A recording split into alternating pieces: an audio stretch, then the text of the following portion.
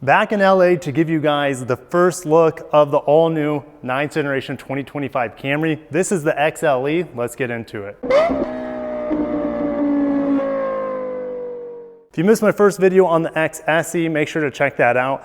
Definitely more of a sporty vehicle with the blacked out roof, blacked out mirrors, and of course the kind of the side skirts and the front bumper that's a little bit more aggressive. But what we have here is probably going to be just as common of a vehicle. I'd say it'd be more common in my parts of the country is retirement USA. This is definitely a much more laid back, more streamlined design compared to the sportier version here. So let's get right into the front.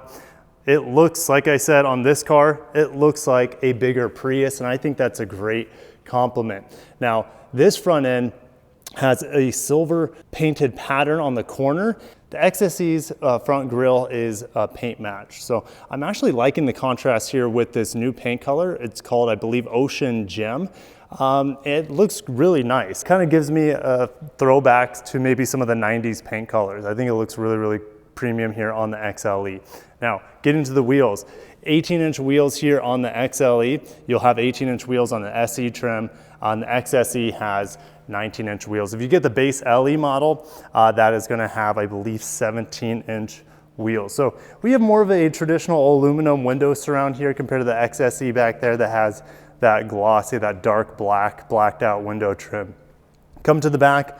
Well, this actually has a panel roof. This is the first time we've had a panel roof on a hybrid Camry.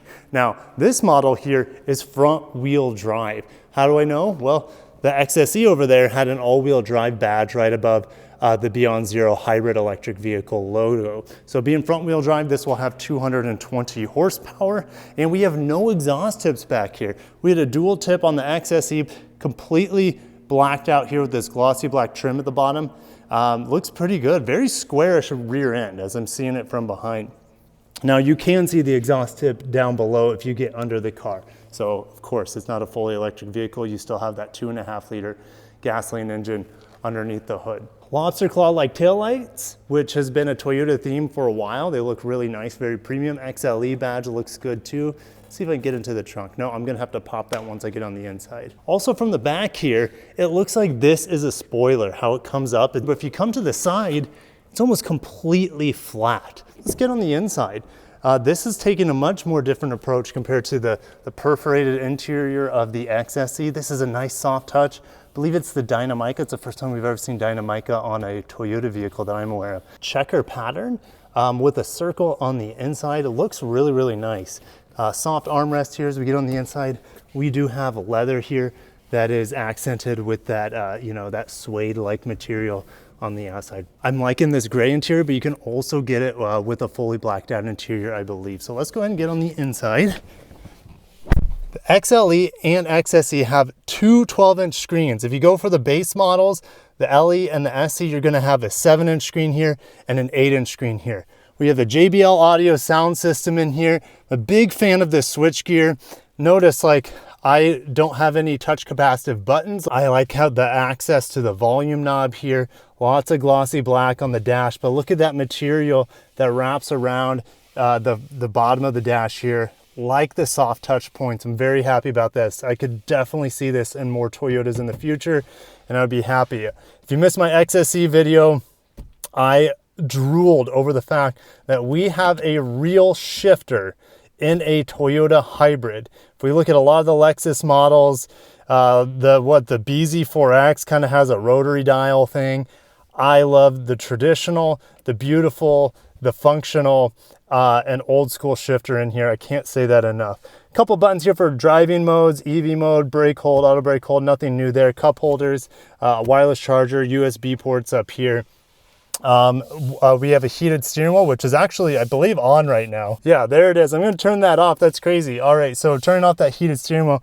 And we have what looks to be kind of like a greenish stitching. It could be the lighting, it could be gray, but nice stitching on the inside of the steering wheel. Steering wheel feels amazing. Very premium, very high quality. The stitching, look at that. That's about as perfect as it gets. Very impressed. Typically, I mean, I don't even see vehicles over $100,000 that have stitching as nice as this. So well done, Toyota there. We do have a head-up display, which I don't know if it's going to show up on the camera. So that is an option in here as well. You have blind spot monitor standard. Let's go and get in the back seat. Like the XSE, it is hard touch up here, but a nice soft touch interior panel there with a soft armrest. Love these gray leather seats. What is the headroom like back here? I have no issues at 6'1". So vents back here, USB-A and USB-C. So if you bring the wrong cord, you're covered there. Map pockets on each side. And just like the XSE, these doors are very heavy, which is a good feeling. Feels very luxurious. Doors slam really satisfactory with a nice click. There's no like rattling going on or anything like that. I want to get under the hood as well as pop the trunk to finish out the video. All right, we do not have an automated trunk here, but at least you have a button that will pop and release it. You can fold down the seats, huge trunk. Do we also have a spare tire in here like we did? Yes, we have a spare tire in here just like we did in the XSE trim. Opening the hood, 2.5 liter Toyota hybrid system. This is now the 5th generation.